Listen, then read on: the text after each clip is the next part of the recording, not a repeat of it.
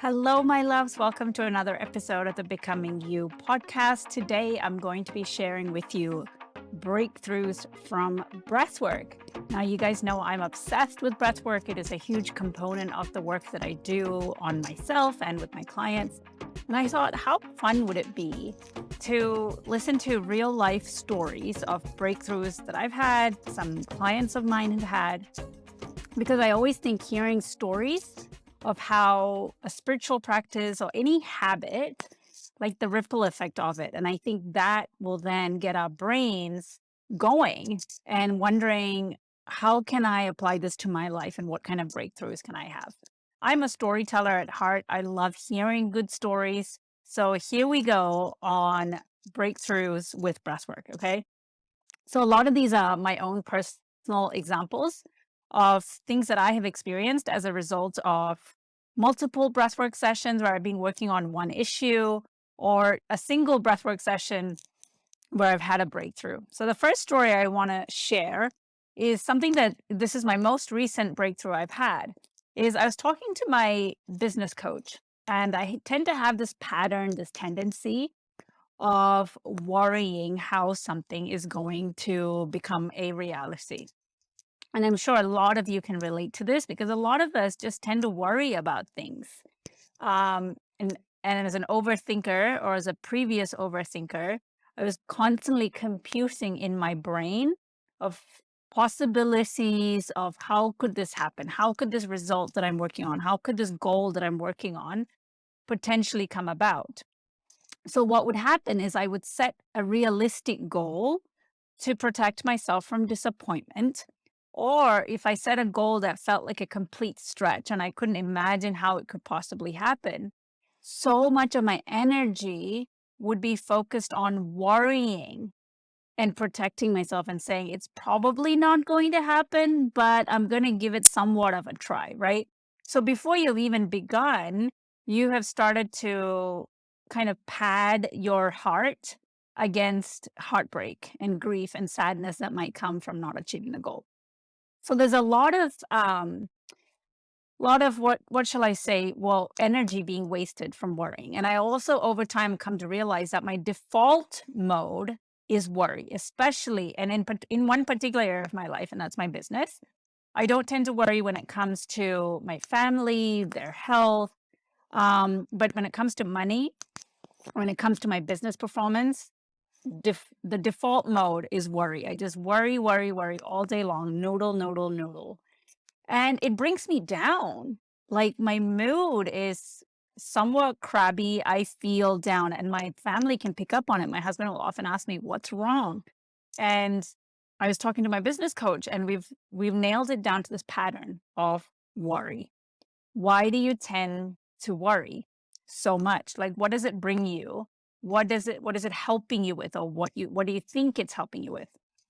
So once I became aware of the pattern, like on a conscious level, I knew, okay, this is not helping me anymore.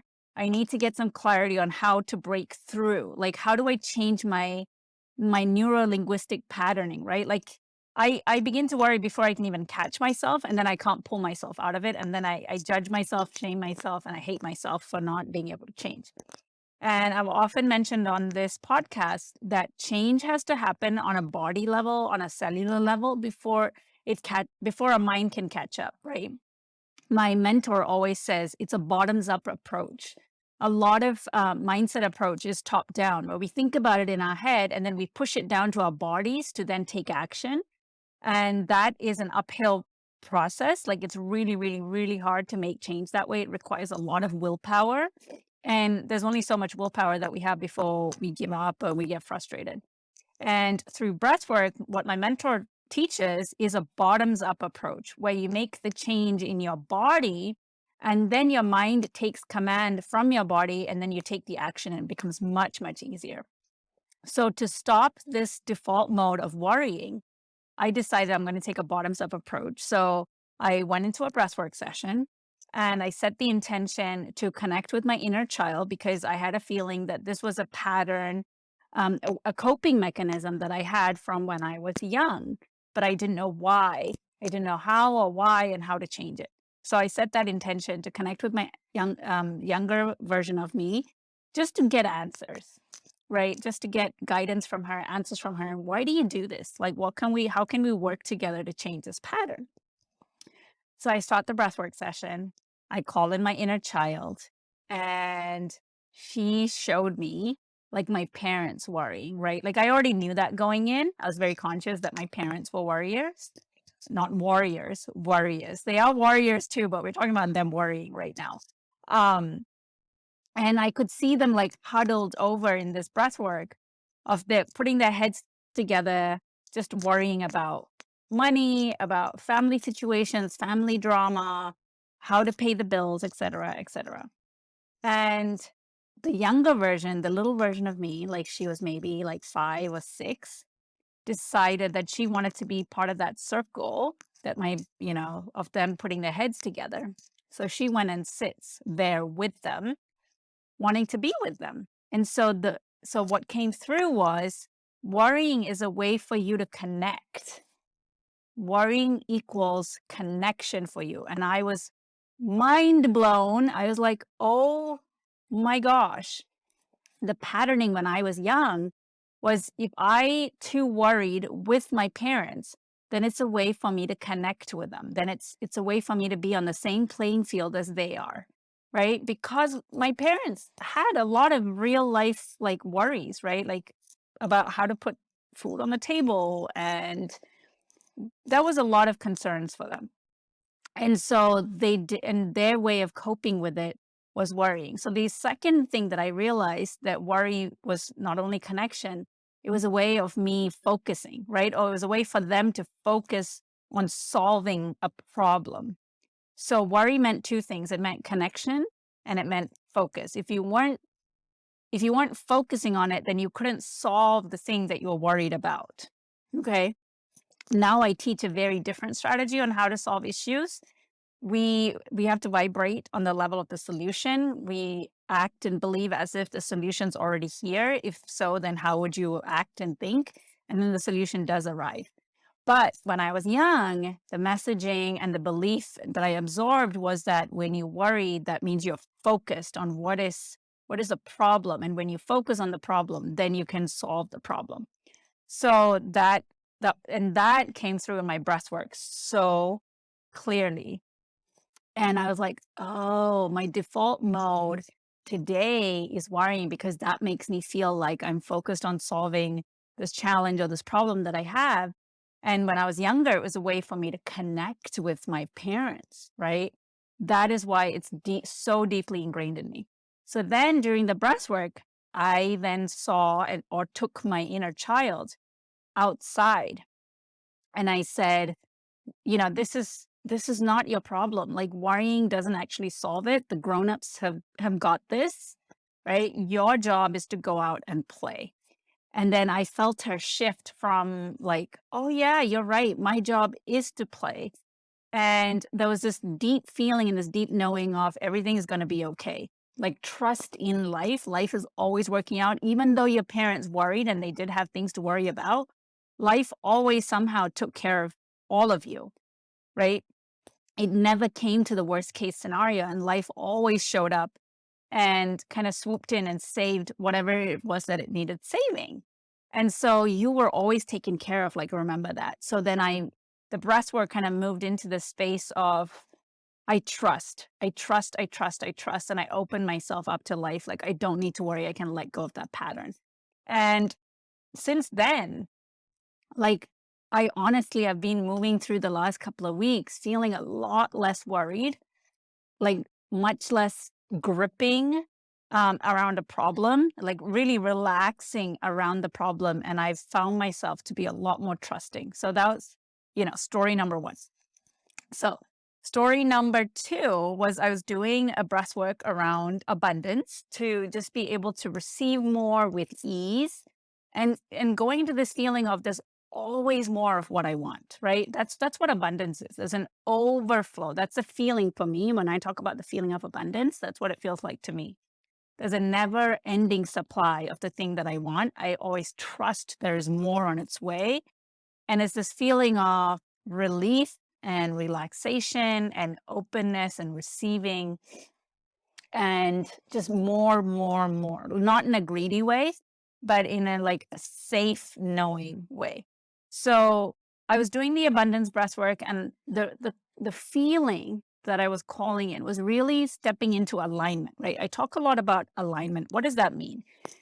What it means is you are lined up to receive the thing that you want, mind, body, and soul.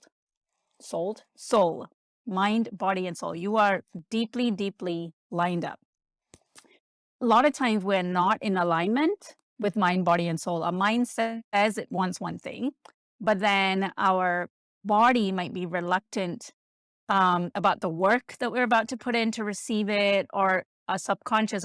Recently I've started realizing and saying this is that our subconscious mind is our body, right? Our subconscious mind is our body. Okay. It's not a mind, it's a subconscious mind speaks through our body, and it is our body. What do I mean by that? So we're getting really deep here. Let's say consciously you want to be more confident, okay? Like you want to be able to walk into a room, see a group of people, and feel really confident. That's a feeling, but you're thinking about it in your mind, like, I want to feel confident. I want to think confident thoughts. But then the minute you walk into the room, like your voice starts to tremor, maybe your hand starts to shake or you don't want to shake people's hands, you don't want to look people in the eye. You start to feel your shoulders hunching.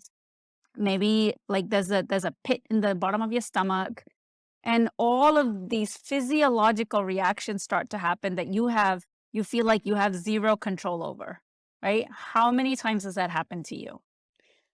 That is what I mean when I say your body is your subconscious mind, because even though consciously in your mind you're saying, I want to appear confident, I am confident, I'm going to be confident, your body like throws you under the bus. It's like, oh no, we're not having any of that. And then it just does its own thing, right? That's what I mean by like that subconsciously there's other stuff going on that, try as you might with your conscious mind, it can't take over. So I forgot how I got onto this track. So we're getting back to the thing of alignment. So when you are fully aligned to something, let's say there's a goal that you're working towards, a weight loss goal, meeting your partner, whatever. Your conscious mind says, I want to meet somebody amazing that I want to spend the rest of my life with. Or it might be, I want to slay my career. I want to make a lot of money, whatever your goal might be, right? But subconsciously, your body feels scared to receive the thing, because maybe when you find your partner, that means you have to be vulnerable with them, and you have to show them your wounds, and you have to like be truly yourself, right? You have to show them the imperfect part of you, and you're not quite ready for that yet. So there's a part of you resisting, the subconscious part of you is resisting what the conscious mind wants. So being in alignment means that you've done the work of telling your subconscious mind, i.e., your body, that it is safe to receive the thing that you want. So maybe you have worked on healing parts of the wound itself. Maybe now you know how to have effective communication skills. You're really good at drawing boundaries. You're very clear on what it is that you need and want from a partner, and you're not scared of communicating that, right? So all of those things are the work that you have done, so that subconsciously and consciously you can show up as the person who is now ready to receive that amazing relationship that you've been dreaming about. So that's what I mean when I say you're in alignment. So when I went into this abundance breathwork session, what I was really doing was getting into alignment with the version of me who is ready to receive like the money that's just floating around the planet, right? And funnily enough, as soon as I finished doing this abundance breathwork, I did feel aligned. I felt so open to receive the money wherever it's going to come from. And then I opened my eyes and I checked my messages. And I just had a consult call with a potential client like 2 days ago, and she told me I'd get back to you. And when I opened that message, it said, I'm ready to work with you. I'm going to pay in full. Like, give me a day to figure out my finances. You'll have the payment by the end of this week. That was a large chunk of money. And I was like, holy cow. So I go into this breath work. I do an abundance breath work to help me get aligned to money. And I open my eyes and voila, there is the money, right? But I want to talk about a caveat here. It's not that the breath work brought in the money. Okay. How do I explain this? So there's a lot of things that I had done leading up to that point for my business, right? I show up in my business every day. I talk about my offers with my potential clients every day. I make content and I market my business every single day. So I had done all of these actions for God knows how long, right? Because I've been running this business for about 6 years. And every single step that I have taken to build this business all contributed towards this woman who said yes to working with me. So what difference did the breathwork make? The breathwork brought me into alignment. And it said, I am ready to receive. Because here's the thing. We all do the hard work. None of us are scared of the hard work. We show up and we study. We show up to our work. We take care of our houses. We take care of our families. That's the part like none of us are scared of. We are all used to working and applying ourselves. The thing that we struggle with is being in the receptive mode, which is allowing the thing that we want to come into our lives to come in because we don't feel we are worthy or deserving enough. We haven't done enough. We haven't worked hard enough. We're not good enough, right? It's those thoughts in our subconscious mind and our bodies that keep the thing that you want away from you. So the abundance breath work opened up that channel for me to receive. And it's not just a one-time thing, right? I've been working on receiving and allowing for a long time. But the breath work really brings that work into your body. It's not enough just to think about it in your mind about receiving. A lot of my clients ask me, well, how do I learn to receive? Well, that can't be a thought. It's a feeling. Like, how do you feel when you receive a gift? Right? You open your hands, your heart opens, and you take the gift that someone's giving you, right? That's how you receive. You already know how to receive. It's an intuitive thing. We've just blocked it because we feel like I have to work for the thing that we need to receive. I haven't worked enough. I haven't done this long enough. I don't have enough experience. It's all of those thoughts that block us from receiving. So when I went into my breath work, what I was really working on was opening myself up to receive all the abundance that's already around us. Abundance is always around you, but because we don't recognize it, we don't let it in. And so when you start doing breath work, you start to shift these pockets of stuck energy that says you're not worthy enough to receive that. You're not good enough to receive that. You don't deserve that yet, right? You start to like unstick. You start to unravel, loosen up those pockets of energy and release it and alchemize it so that you can begin to receive all the abundance that's already all around us. Everything that you desire in this universe is already floating around you, and we are just invisible and blind to it.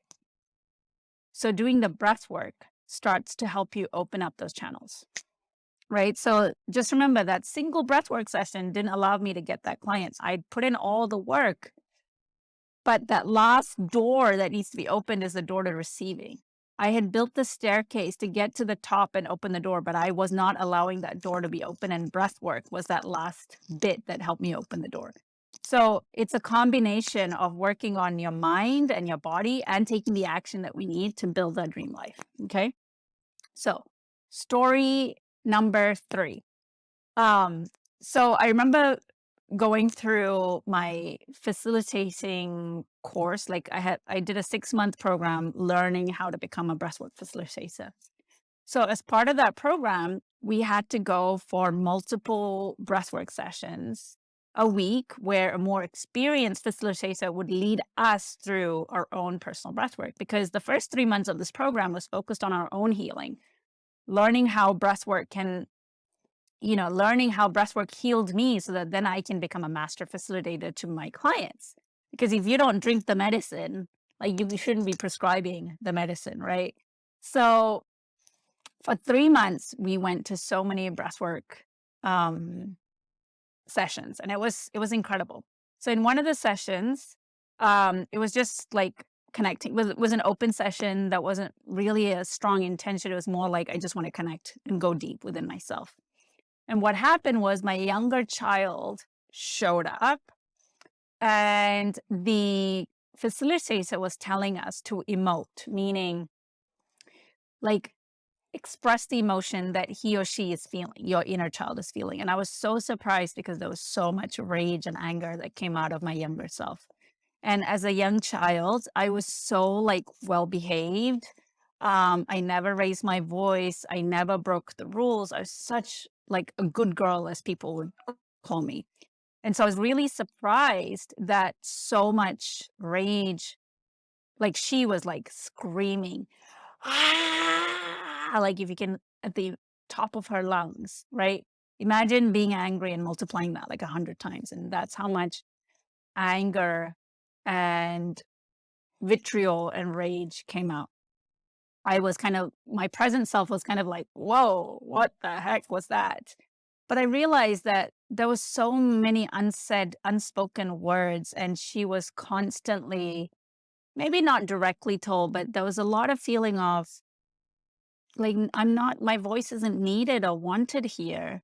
And people only see me for the color of my skin and how ugly I am, right? That's how ugly I felt.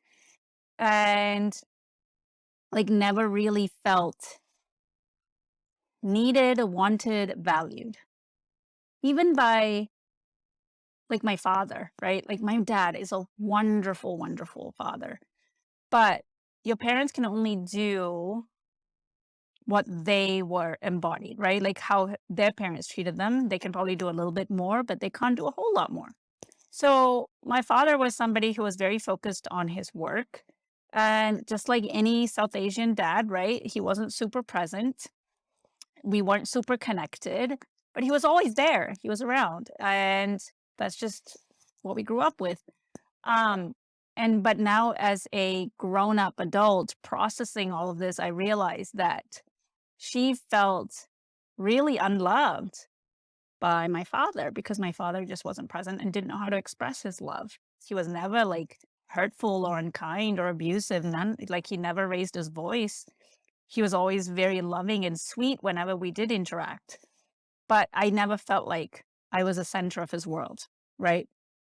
And that's not his fault, but as a child, all of that left indelible marks, emotional marks inside of me. So I've been carrying around this feeling of like, I'm not loved, I'm not valued, I'm not really wanted. Like, even if I wasn't here, I don't even know whether they would miss me, those kind of feelings, right?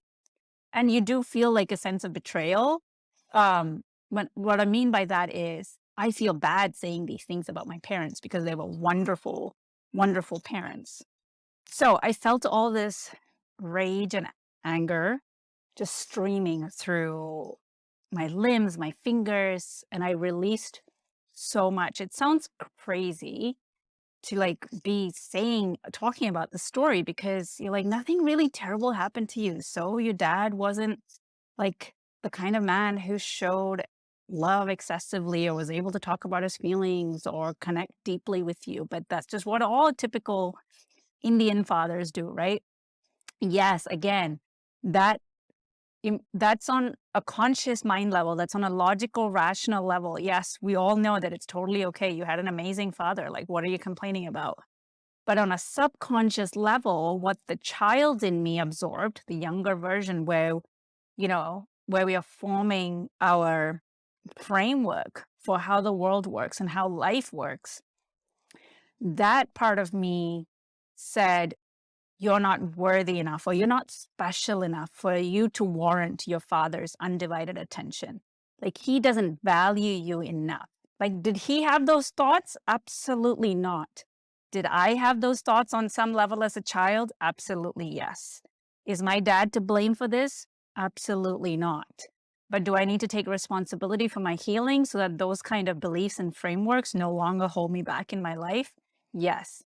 And I promise you, but every single one of you listening to this podcast have experiences such as this where you are completely unconscious to it right now and telling yourself, like, what the I feel stuck, or I feel like I don't really know where I'm going in my life. There's a lack of clarity. All of this stuff, all the symptoms that you're experiencing in your life today is absolutely a result of things that have not been processed, that is stuck energetically in your body, that most of us are like, we don't know what the real problem is, right? We think we know the real problem. That is so dangerous, where we think we know what the problem is and then we try to fix that problem and then it doesn't end up fixing it. But most of the time, the problem isn't the problem. It's in our bodies, and like breath work has helped me clear up so much. So this has a real life tangible result, right? So not only did I expressed all of this rage. I felt exhausted when I came out of this breathwork session because I was like, holy crap, I've been holding on to so much. My younger self has felt so suppressed and repressed. And she was able to express all of that, which gave her new life. I was able to release pockets of the stale, stuck, years, decades old anger energy. And then I came out of it, I was like, I felt wasted. I felt literally wasted. I was exhausted. And it took me a couple of days to recuperate and come back to my normal self. But here's the real impact. What this led to was me being able to handle my son's rages. So I've been blessed with two incredible kids, and they're both completely different in their needs. And one of them has no issues expressing his rage and his anger, right? Like when he gets mad, like it's on a whole another level. And I'm sure it was compounded with COVID, like 2 years of just staying at home and all of the complicated stuff as a result of COVID, right? So when I did this work on my own inner child and helped her express her rage, her confusion, her worthlessness, her like not feeling valued, it really helped me understand my son.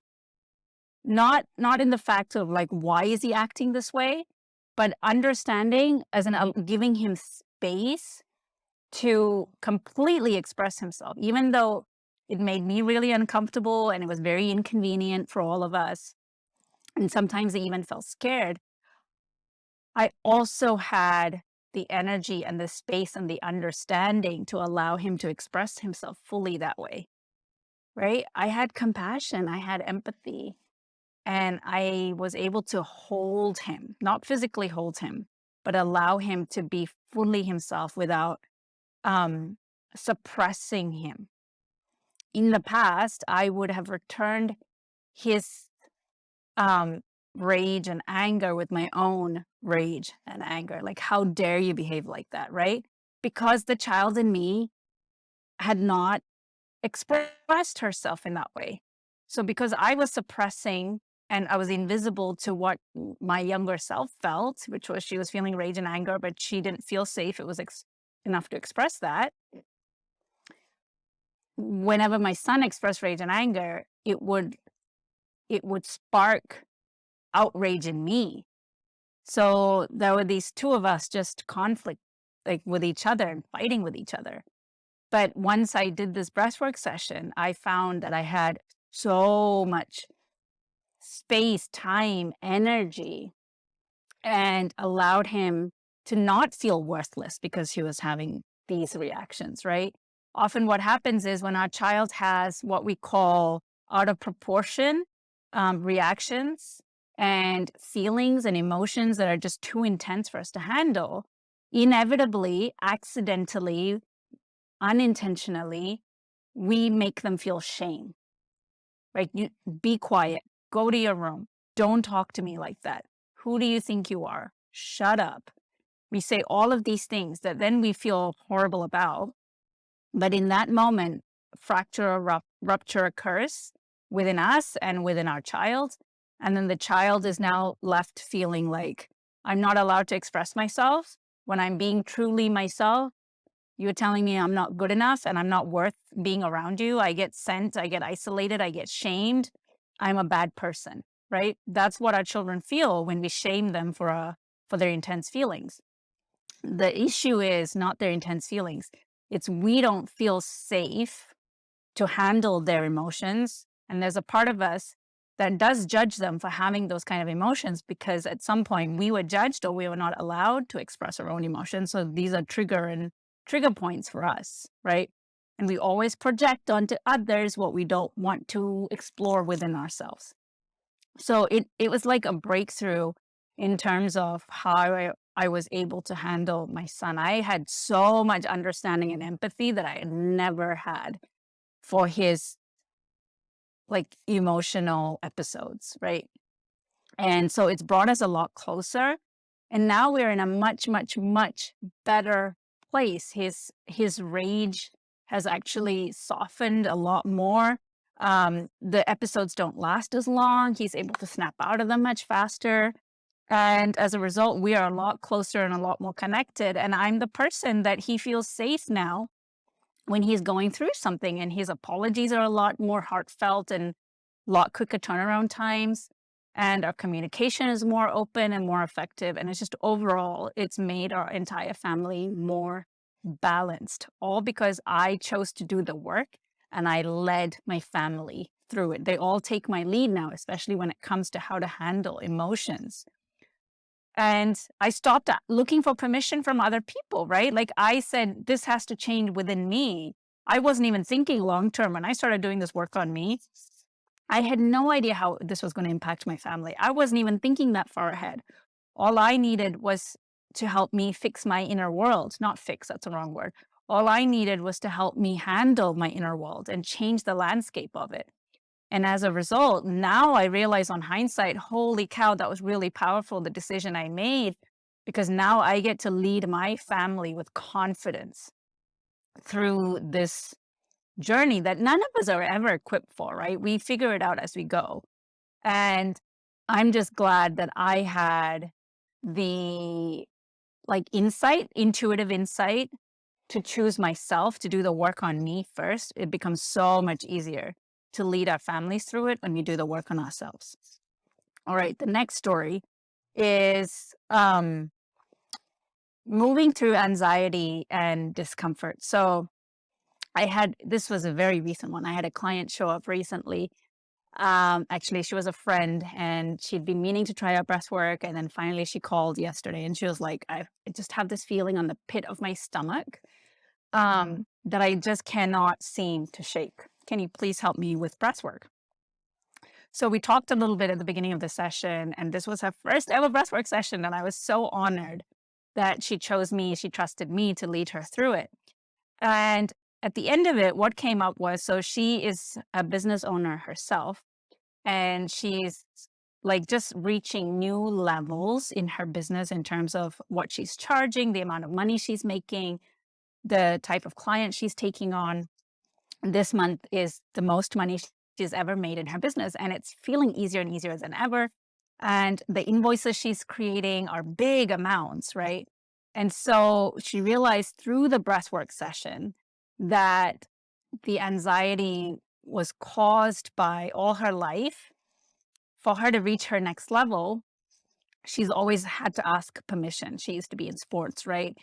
And when her coach believed in her, she gave herself permission to break through to the next level. And that's always been her pattern. Someone needed to give her permission for her to go to the next level version of herself, for her to break through any like plateaus or ceilings, self-imposed ones that she was, using.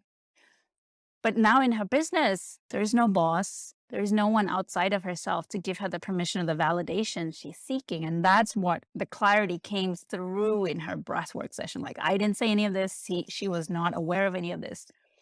But her breathwork session and leaning into the anxiety and the heaviness and the tightness, all of this came through in her breathwork session. And she also said that in the beginning, even though she was trying to take deep breaths, she could tell her breath was constricted and very tight.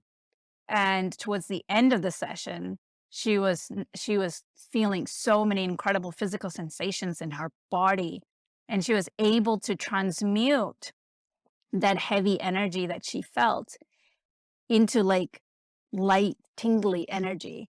And she said that that tightness she felt at the beginning of the breath work in her stomach area was still like it became like a color. And I don't want to go into the details of too much of it, but that her anxiety looked like a yellow tight ball at the beginning, right? And then she was expecting, her mind was assuming that this tight yellow ball would dissipate by the end of the breath work. But what instead happened was the yellow ball remained, the tightness released, but her energy expanded. So for her, it felt like, oh, my energy is going to be bigger than this anxious energy that I'm feeling. And she felt her light and her energy expand. So, and she came out of the session like, oh, I'm the one who needs to give myself permission to go to the next level. And it's totally okay. And so she really felt safe stepping into that next level version of herself. And I have my own story around anxiety and how breathwork helped. I remember it was during the week that I had COVID. I was alone in my room and I was taking these like antiviral meds that were making me feel like cuckoo. I'm not somebody who experiences anxiety, but that night, like it was 2 in the morning and I could not go to sleep and my mind was racing. My body was, I just felt like jumping out of my skin and it was just the oddest sensation ever. And before I could get into breath work, my body felt like it was vibrating out of my skin, not in a good way. So to release my anxiety, I did some crazy jumping and shaking, right? To get all of that nervous, anxious energy out of me. And then I went into like a 10-minute breathwork session and I was immediately able to fall asleep and all that anxiousness just dissipated. I share all of these incredible breathwork breakthroughs with you because I want to demonstrate all the different ways breath work can work. It doesn't just do one thing. It's not just about calming your mind. It's about releasing anxiety. It's about releasing your stress. It's about helping regulate your nervous system, which is so jacked up. It's about going from survival mode to thriving mode. It's really about understanding, what are my emotions trying to tell me?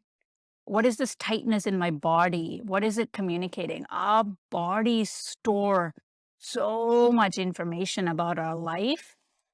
And when we refuse to deal with things, it all gets stored in our bodies. And then we show up to our life and then wonder why nothing is working. It's because you're not willing to look at life, right? You're not willing to look at your emotions. You're not willing to look deeper about, like, this emotion is showing up. What is it asking me to do? What is the lesson here I need to learn? What is the feeling that I need to feel and release so that I don't make it mean anything? And so I wanted to share these breakthrough stories with you to demonstrate how powerful a modality this is. And when you combine breathwork and coaching, the type of breakthroughs you can have. I'm just wondering, I'm looking at my list and seeing if there's any other stories that I wanted to share, but I think it's enough for today. I feel complete in what I've shared, and I would love to hear from you and what your thoughts are. What did you take away? What is one or two things that you've taken away as a result of listening to this particular episode? And if you've not tried out breathwork, what the heck are you waiting for? All right, I love you guys so much. I'll catch you on the next episode.